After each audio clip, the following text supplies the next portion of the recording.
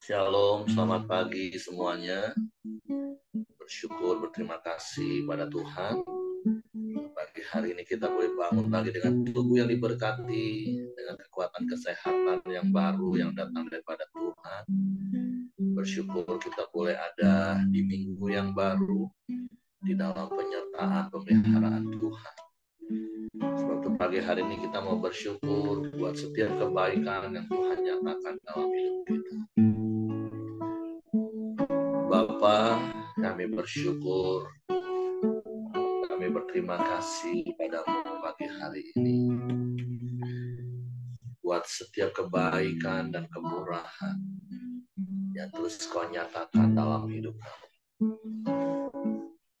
Kami bersyukur buat penyertaan, buat pemeliharaanmu yang terus kami nikmati di sepanjang hari-hari. Sehingga kami boleh ada sebagaimana kami ada pagi hari ini. Untuk kami datang memujimu, datang menyembahmu. Sebab hanya Engkau yang layak dipuji. Hanya Engkau Yesus yang layak dimuliakan. Sebab Engkau sungguh baik bagi kami. Yesus, Kau sungguh baik. Yesus, namamu indah. Yesus, ku cinta Kau selalu. Ku tinggikan, ku agungkan selamanya. Yesus, Kau sungguh baik. Yesus,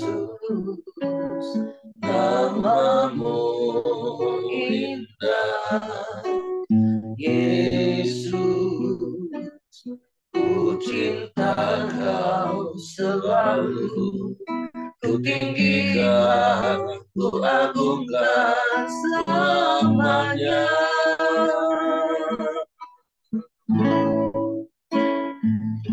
Ku mau memujimu, ku selalu pujimu. Ku mau menyembahmu, ku selalu sembahmu. Kau yang layak terima semua pujian, kemuliaan hanya bagi Tuhan.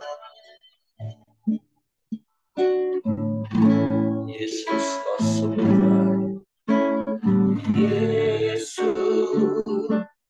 Kau sungguh baik. Yesus, namamu indah. Yesus, ku cinta Kau selalu. Ku tinggikan, ku agungkan selamanya. Yesus, Yesus, Kau sungguh baik. Yesus,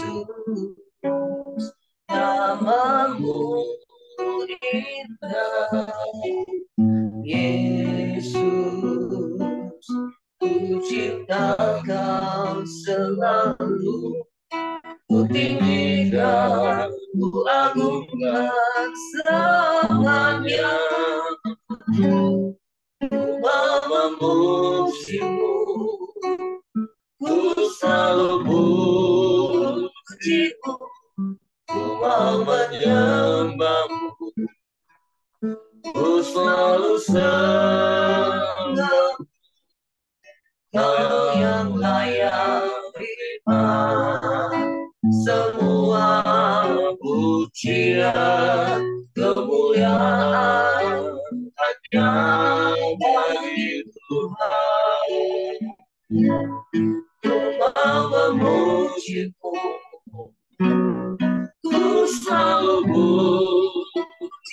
Kau menyembah, ku selalu sembah. Kau yang layak terima sebuah pujian, kemuliaan hanya bagi Tuhan. Kau memujimu, ku selalu pujimu, mau menyembahmu, ku selalu sembahmu. Kau yang layak terima semua pujian, kemuliaan hanya bagi Tuhan. Kemuliaan hanya bagi Tuhan. Kemuliaan hanya bagi Tuhan.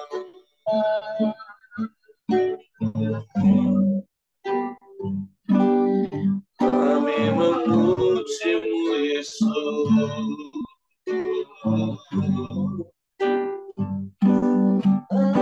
kami memujimu,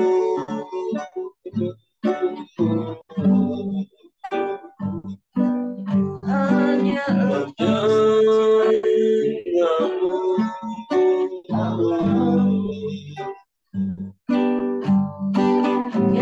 sebab Engkau baik, sebab Engkau sungguh baik, sebab Engkau sangat baik. Kau selalu baik, selamanya Kau baik. Kami bersyukur, kami bersyukur,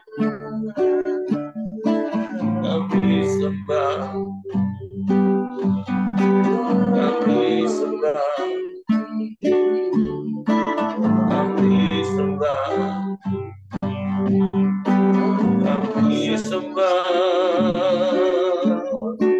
kami sembah, kami puji.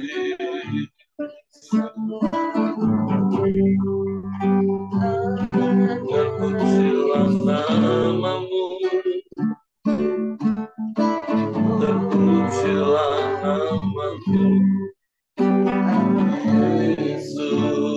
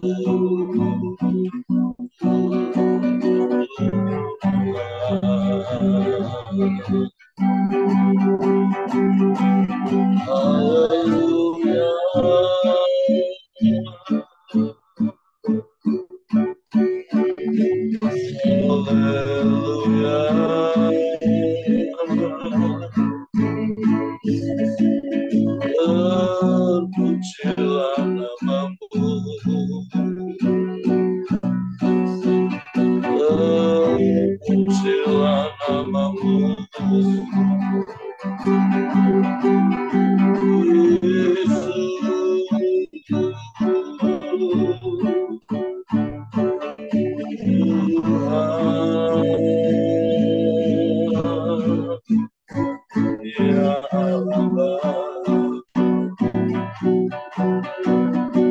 ya Allah,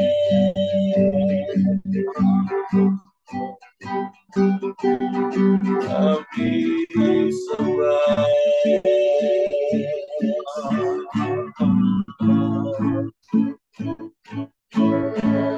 Kami sembah, kami sembah, kami sembah, kami puji,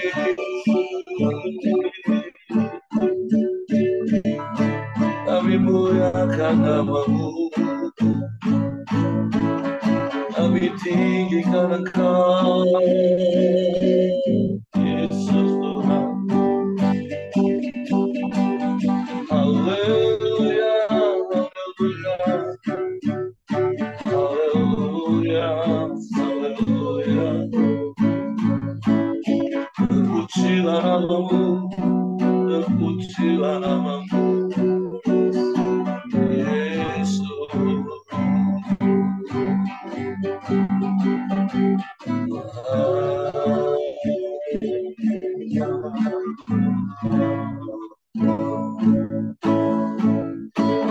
Ya Allah, ya Allah, ya Allah, ya Allah, ya Allah. Kami bersyukur, kami bersyukur. Terima kasih penyertaan-Mu ajaib dalam hidup kami. Penyertaan-Mu sempurna bagi kami. Sebab Engkau tak pernah membiarkan kami, Engkau tak pernah meninggalkan kami. Engkau yang turut bekerja dalam segala sesuatu yang kami alami, untuk mendatangkan kebaikan-kebaikan bagi kami, Tuhan. Sebab kami bersyukur, kami bersyukur.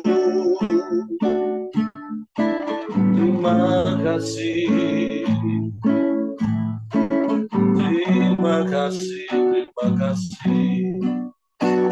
Terpujilah, terpujilah nama-Mu.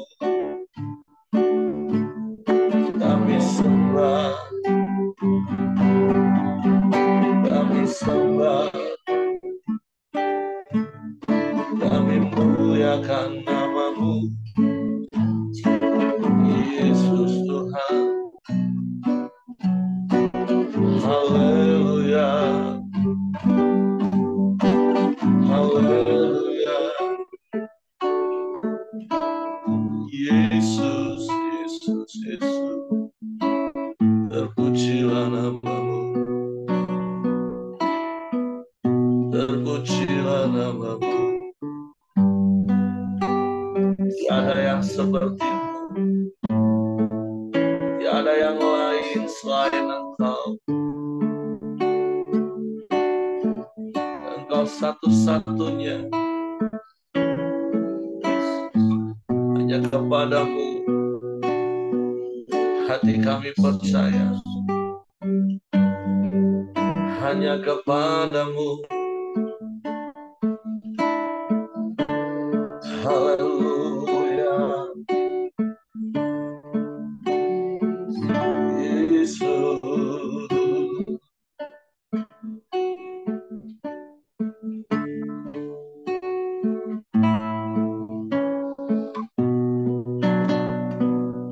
Terpujilah nama-Mu, terpujilah nama-Mu.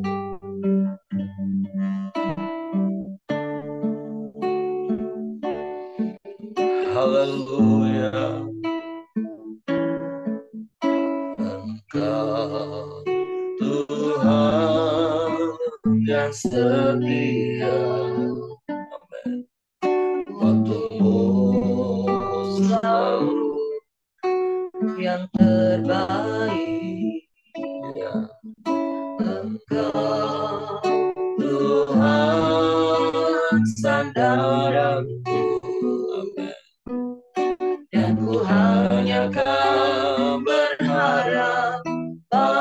padamu,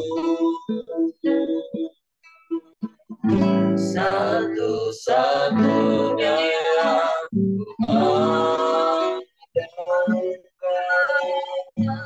satu-satunya yang percaya. Engkau sumber kekuatan, sumber pengharapan, sumber kedamaian. Satu-satunya yang andalkan, satu-satunya yang percaya. Engkau Tuhan memberkati, Tuhan penyembuh, Tuhan pemulih.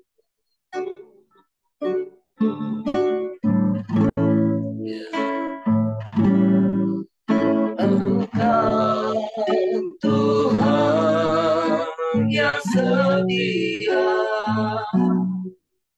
waktumu selalu yang terbaik. Engkau Tuhan sandaranku, dan ku hanya akan berharap padamu.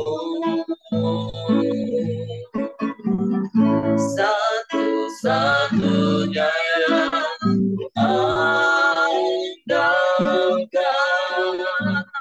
satu-satunya yang percaya.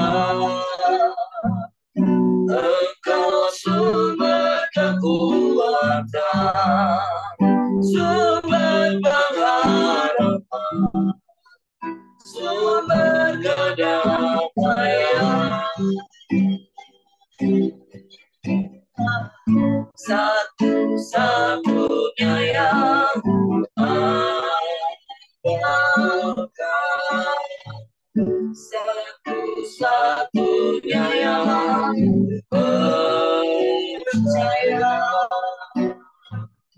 Engkau Tuhan memberkati, Tuhan penyembuh, Tuhan pemulih. Engkaulah satu-satunya, satu-satunya yang andalkan, satu-satunya yang percaya. Engkau sumber kekuatan, sumber pengharapan, sumber kedamaian. Satu-satunya yang andalkan, satu-satunya yang ku percaya. Engkau Tuhan memberkati, Tuhan penyembuh, Tuhan pemulihku.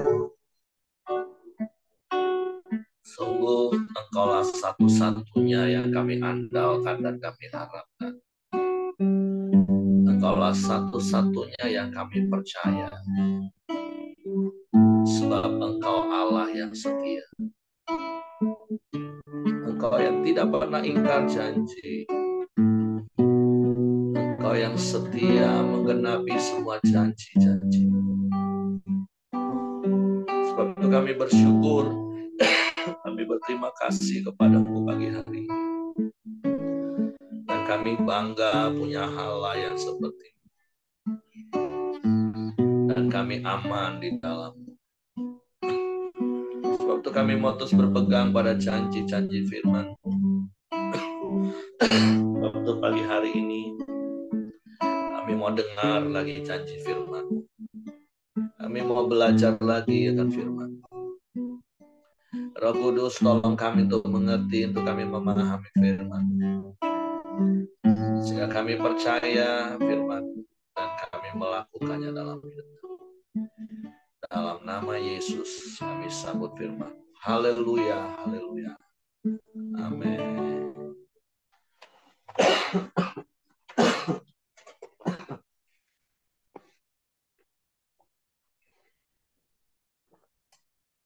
Shalom, selamat pagi Bapak Ibu.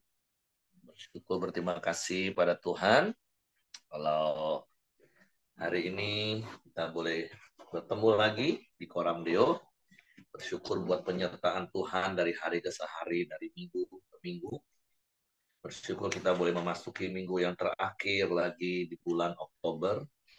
Waktu cepat berjalan. Dan kita bersyukur karena itu juga adalah penggenapan firman Tuhan bagi kita. Karena ada firman Tuhan katakan sekiranya waktu tidak dipercepat, maka akan ada begitu banyak orang yang bisa gugur iman. Tapi bersyukur hari-hari ini di tengah-tengah kesibukan, kita masih menjadi orang-orang yang setia, taat, dan biarlah kita setia dan taat sampai akhir, selalu mengawali hari baru kita dengan kita ada bersama dengan Tuhan, bersekutu, memuji, menyembah Tuhan, juga menikmati firman-Nya. Hari ini kita sudah masuk di dalam kitab 1 Samuel. Tentu sepanjang minggu yang lalu kita sudah belajar dari kitab Rut, ada banyak hal yang bisa kita pelajari. Nah, hari ini kita masuk di dalam kitab 1 Samuel, pasal pertama dengan judul perikop lahirnya Samuel. Ada seorang laki-laki dari Ramataim Sofim, dari pegunungan Efraim, namanya Elkana bin Yeroham bin Elihu bin Tohu bin Suf, seorang Efraim. Orang ini mempunyai dua istri, yang seorang bernama Hana dan yang lain bernama Penina. Penina mempunyai anak, tetapi Hana tidak. Orang itu dari tahun ke tahun pergi meninggalkan kotanya untuk sujud menyembah dan mempersembahkan korban kepada Tuhan semesta alam di Silo. Di sana yang menjadi imam Tuhan ialah kedua anak Eli, Hofni dan Pinehas. Pada hari Elkana mempersembahkan korban, diberikannya kepada Penina istrinya dan kepada semua anaknya yang laki-laki dan perempuan masing-masing sebagian. Meskipun ia mengasihi Hana, ia memberikan kepada Hana hanya satu bagian, sebab Tuhan telah menutup kandungannya. Tetapi madunya selalu menyakiti hatinya, supaya ia gusar, karena Tuhan telah menutup kandungannya. Demikianlah terjadi dari tahun ke tahun. Setiap kali Hana pergi ke rumah Tuhan, Penina menyakiti hati Hana, sehingga ia menangis dan tidak mau makan. Nah, dari ayat-ayat yang kita baca lebih dahulu ini, tentu sekali lagi saya mau sampaikan dan mengingatkan berulang-ulang bahwa Alkitab ini tentu adalah firman Tuhan, dan firman Tuhan itu untuk kita manusia, dan secara khusus lagi untuk saya secara pribadi. Itu prinsip. Nah, kenapa? Karena selalu saya akan mengingatkan berulang-ulang, karena jangan sampai kita salah mengaplikasikan firman. Karena sekali lagi, berkali-kali saya katakan, firman Tuhan, Alkitab itu adalah kitab yang paling jujur, kitab yang menjadi buku panduan hidup bagi setiap manusia. Sehingga kita tahu mana yang baik untuk kita ikuti, dan yang tidak baik kita tidak ikuti. Sama seperti berkali-kali saya katakan, kalau kita beli produk-produk apapun, produk pabrikan, selalu kita akan diberi manual book, buku panduan, baik itu untuk merawat, sehingga ada hal-hal yang harus kita perhatikan. Ini nggak boleh dilakukan supaya barang ini awet. Nah, ini harus kita kerjakan supaya barang ini jadi awet dan tetap berguna. Begitu juga ada bagian petunjuk untuk memperbaiki ketika ada kendala atau kerusakan. Nah, begitu juga lah dengan firman Tuhan yang Tuhan berikan kepada manusia, kepada kita, dan sekali lagi kepada saya secara pribadi. Untuk apa? Untuk kita bisa belajar bagaimana kita merawat hidup kita ini, supaya kita tahu mana yang boleh, mana yang tidak. Nah, dan kalaupun ada yang rusak, bagaimana kita memperbaikinya. Nah, begitu juga dengan kisah ini. Ayat ini jelas di situ kisahkan ada seorang yang bernama Elkana dan dia mempunyai 2 orang istri. Nah, tentu hal ini menjadi sebuah peringatan bagi kita. Karena kita tahu bahwa sejak semula Allah itu menetapkan yang namanya pernikahan itu adalah monogami. Sebab itu seorang laki-laki akan meninggalkan ayahnya dan ibunya dan bersatu dengan istrinya dan keduanya menjadi satu daging. Nah, itu prinsip sejak semula yang Tuhan berikan, yang Tuhan tetapkan. Tapi kalaupun ternyata ada kisah seperti ini dicatat, jangan juga menjadi kita comot satu ayat dan kemudian itu kita jadikan dasar. Tuh firman Tuhan aja catat, Elkana boleh kok istrinya 2. Berarti orang Kristen boleh dong istrinya 2. Nah, itu sesat Bapak Ibu. Seperti itu. Jadi berkali-kali saya katakan bukan seperti itu sudut pandang, cara pandang kita terhadap firman Tuhan. Karena kenyataannya ada begitu banyak orang Kristen tertipu oleh iblis yang suka memutarbalikkan firman. Karena iblis memang akan menggunakan kata-kata, ayat-ayat yang ada di dalam Alkitab.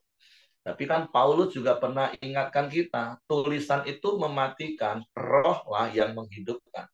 Jadi kalau kita membaca firman, memandang firman, memahami firman dengan keinginan daging, yaitu akan mematikan kita. Makanya kita yang percaya Yesus, yang memberi diri dibaptis, diberi Roh Kudus. Supaya kita bisa membaca, memahami dalam perenungan firman Tuhan, dalam tuntunan Roh Kudus, supaya nggak salah. Nah, jadi kalaupun hari ini kita baca bahwa orang itu mempunyai 2 istri, itu bukan berarti terus dicomot di garis bawain situ, oh boleh punya 2 istri. Enggak. Justru kita belajar dari ayat-ayat berikutnya. Betapa jadi rumit hidup itu kalau kita punya 2 istri.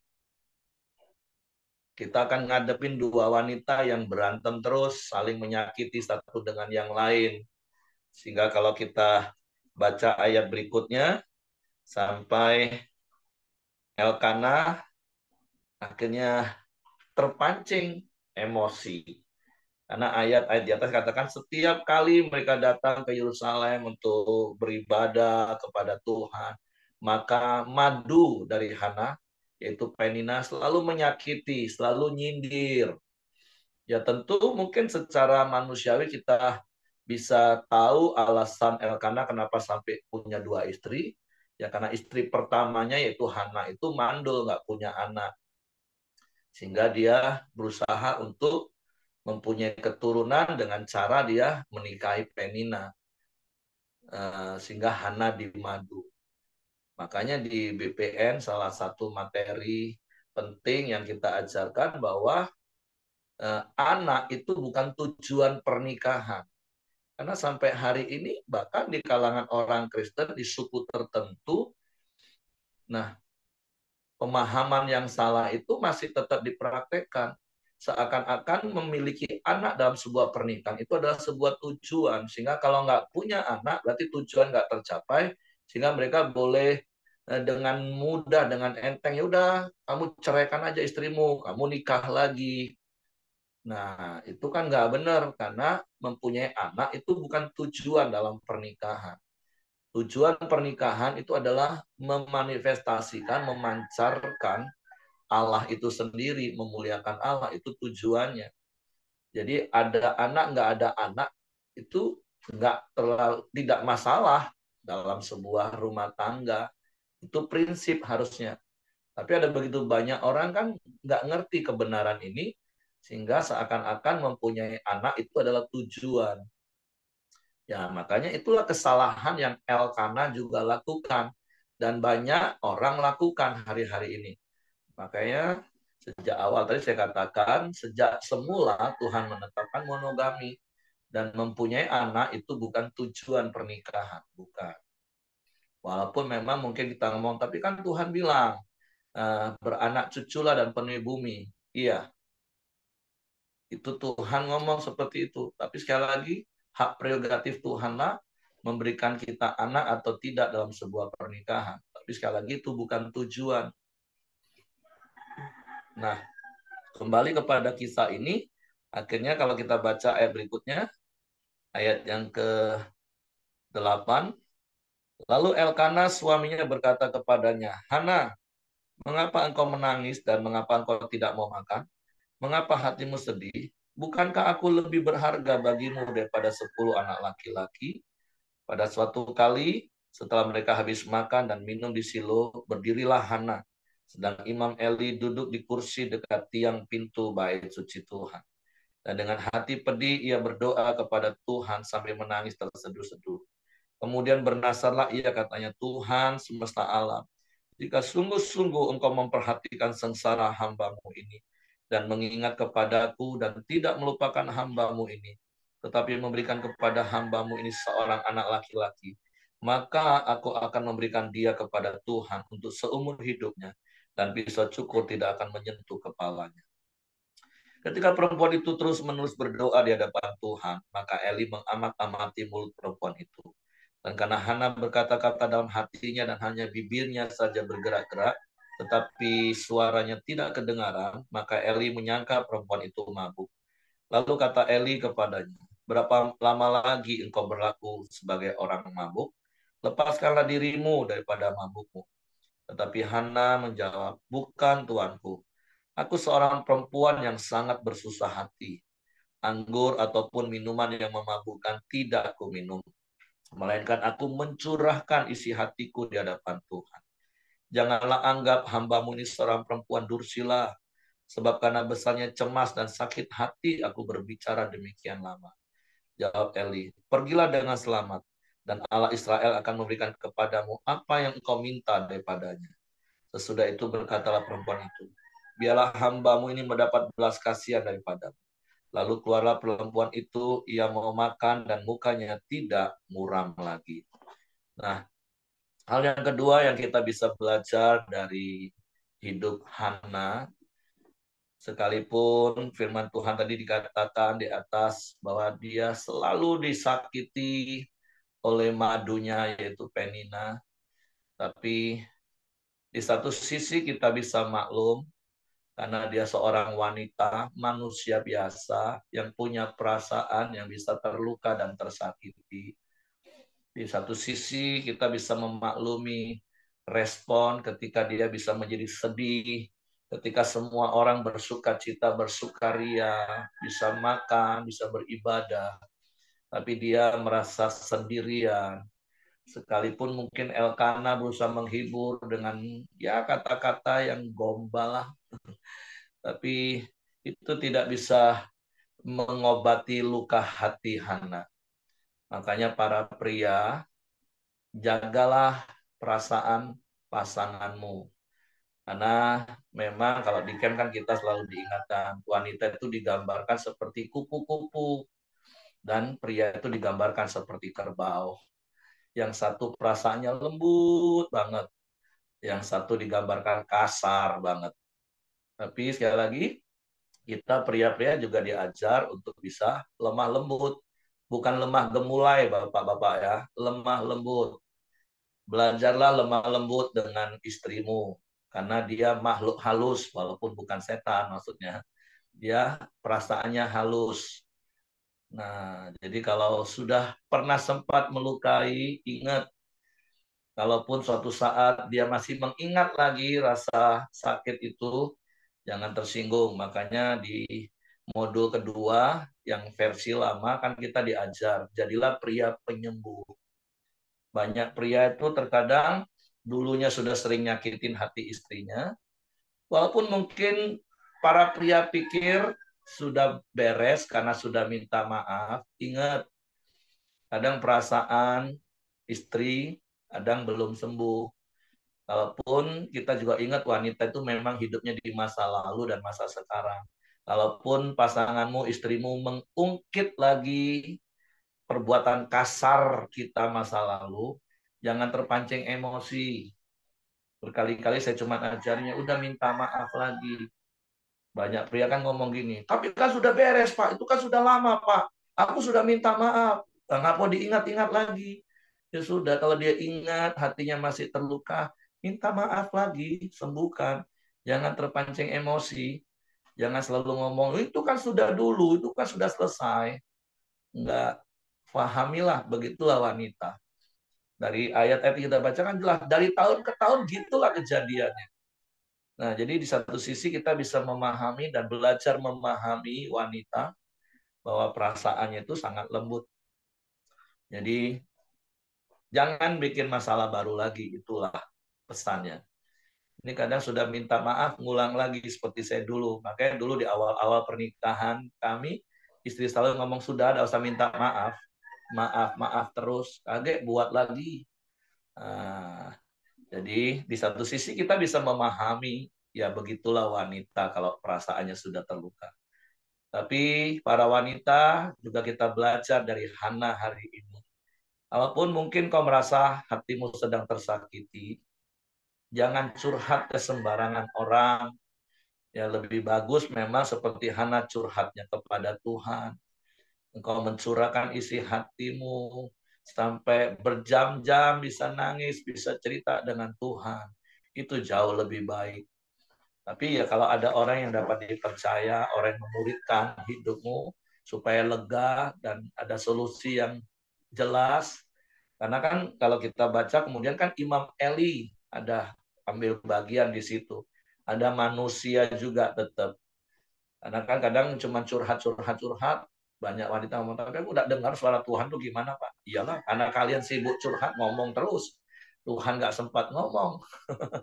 Begitulah mungkin kira-kira. Makanya kalau ada tempat curhat, ya tentu adalah wanita dengan wanita. Perempuan, kalaupun dalam konteks ini, konteks Alkitab itu pada waktu itu imam. Ya memang imamlah yang tempat mendengar dan melayani. Makanya ingat sekali lagi di camp pria, pria juga diajarin punya tugas dan tanggung jawab sebagai imam salah satunya. Masih ingat Bapak-bapak ya, ada 3 tanggung jawab seorang imam, itu apa? Melayani, itu yang terakhir ya, berdoa, mendengar, dan melayani. Jadi kalau hal yang terbaik adalah suami-suami, engkau harus jadi tempat di mana istrimu bisa curhat. Itu maksud ayat ini, Bapak Ibu. Ya tentu dalam konteks ini Imam Eli kan, orang yang berbeda. Tapi di perjanjian baru dan kita yang udah ikut camp pria, kita udah diingetin. Pria itu salah satu fungsinya, tanggung jawabnya adalah menjadi imam. Dan kita sudah diwanti-wanti berulang-ulang di camp pria, apalagi kalau udah puluhan kali ikut camp pria.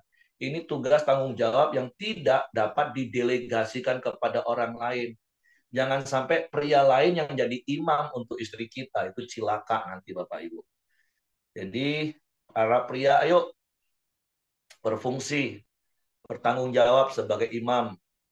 Istrimu curhat dengerin. Makanya ada sesi khusus diam, lihat, dengar. Coba nanti para pria cek hidupmu. Masih praktek enggak ini? Bisa diam, lihat, dengerin istrimu curhat, ngomong. Nanti silakan sharing. Wah, tapi waktunya mau habis. Tapi saya cepat saja ya. Jadi ini kebenaran. Nah, kemudian akhirnya ketika selesai curhat, akhirnya wanita Hana ini lega. Nah, itulah wanita, bapak-bapak, kalau dipahami. Yang penting dia bisa curhat, habis itu lega lah. Karena ayat yang ke-18 ngomong ini, lalu keluarlah perempuan itu, ia mau makan dan mukanya tidak muram lagi. Jadi bapak-bapak, dengerin istrimu supaya mukanya tidak muram lagi. Yang penting dia curhat, memenuhi kuota 15.700, mukanya berseri-seri lah itu. Keesokan harinya bangunlah mereka itu pagi-pagi lalu sujud menyembah di hadapan Tuhan. Kemudian pulanglah mereka ke rumahnya di Rama. Ketika Elkana bersetubuh dengan Hana istrinya, Tuhan ingat kepadanya. Maka setahun kemudian mengandunglah Hana dan melahirkan seorang anak laki-laki. Ia menamai anak itu Samuel sebab katanya, aku telah memintanya daripada Tuhan. Elkana laki-laki itu pergi dengan seisi rumahnya mempersembahkan korban 9 tahunan dan korban nasar kepada Tuhan. Tetapi Hana tidak ikut pergi sebab katanya kepada suaminya, nanti apabila anak ini cerai susu, aku akan mengantarkan dia, maka ia akan menghadap di kehadirat Tuhan dan tinggal di sana seumur hidupnya. Kemudian Elkana suaminya itu berkata kepadanya, perbuatlah apa yang kau pandang baik, tinggallah sampai kau menyapi dia. Hanya Tuhan kiranya menepati janjinya. Jadi tinggallah perempuan itu dan menyusui anaknya sampai disapinya. Setelah perempuan itu menyapi anaknya, dibawanya dia dengan seekor lembu jantan yang berumur 3 tahun, 1 eva tepung dan sebuyung anggur, lalu diantarkannya ke dalam rumah Tuhan di Silo. Waktu itu masih kecil betul kanak-kanak itu. Setelah mereka menyembelih lembu, mereka mengantarkan kanak-kanak itu kepada Eli. Lalu kata perempuan itu, mohon bicara tuanku, demi tuanku hidup, akulah perempuan yang dahulu berdiri ke sini dekat tuanku untuk berdoa kepada Tuhan. Untuk mendapat anak inilah aku berdoa dan Tuhan telah memberikan kepadaku apa yang kuminta padanya. Maka aku pun menyerahkannya kepada Tuhan seumur hidup. Terserahlah ia kiranya kepada Tuhan. Lalu sujudlah mereka di sana menyembah kepada Tuhan. Yang ketiga kita belajar dari Hana untuk menepati nazarnya. Ini bukan nazar yang mudah Bapak Ibu. Ini bukan mudah. Bertahun-tahun dia nggak punya anak, dan kemudian dia minta anak kepada Tuhan dengan nazar. Kalau diberi anak, maka anak itu akan dikembalikan kepada Tuhan seumur hidupnya. Ibu khususnya pasti akan sangat memahami betapa sulitnya melepas anak. Ya rentang waktunya memang lebih kurang 3 tahun. 3 tahun artinya gini, waktu sejak dia bernasar, kemudian dia mengandung, tahun berikutnya Samuel lahir, dan cerai susu kan rata-rata kan 2 tahun. Berarti tahun ketiga itu masih kanak-kanak betul. Makanya ayatnya katakan masih kanak-kanak, masih benar-benar kecil, masih balita umur 3 tahun. Itu sudah dibawa lagi. Jadi mari belajar seperti Hana, menepati setiap nazar, walaupun itu gak gampang.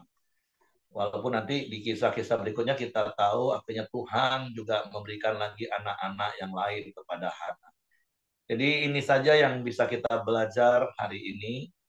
Bagi para pria, jangan sakiti istrimu, perasaannya khususnya. Dan kalaupun sudah pernah tersakiti dan dia masih ingat terus, ya sudah sembuhkanlah dia dengan kata maaf. Jangan terpancing emosi.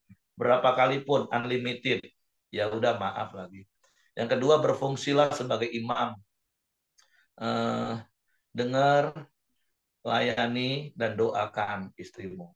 Dan bagi para wanita, kalau mau curhat sama Tuhan dan sama imam, yaitu suamimu, itu tempat yang paling aman.